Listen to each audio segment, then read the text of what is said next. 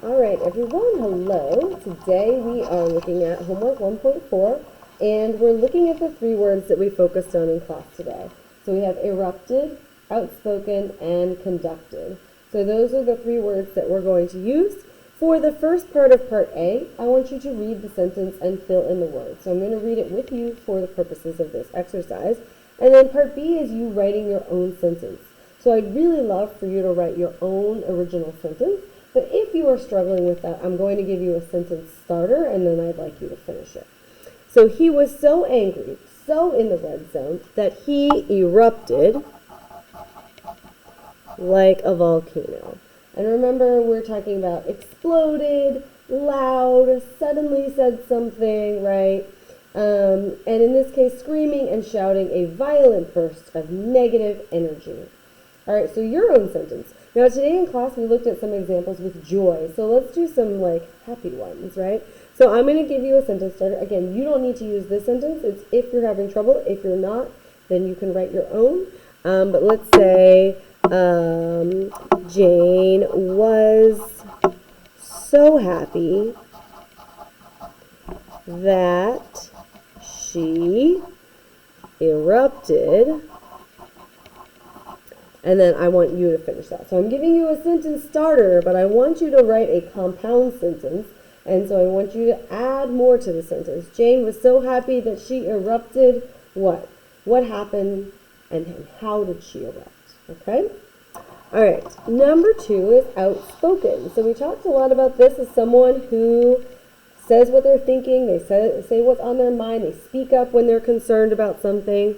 So she always said whatever she wanted to everyone she met. She was so outspoken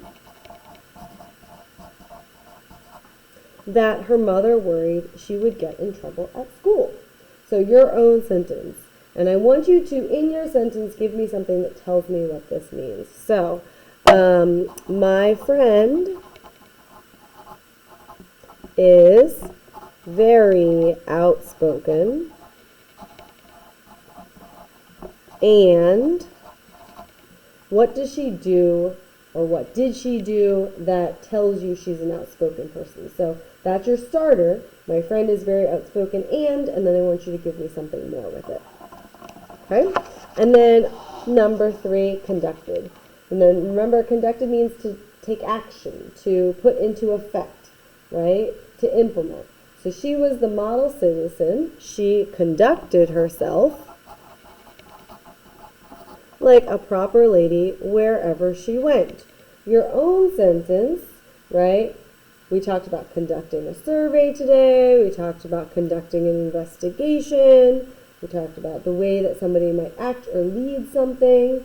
So let's go ahead and say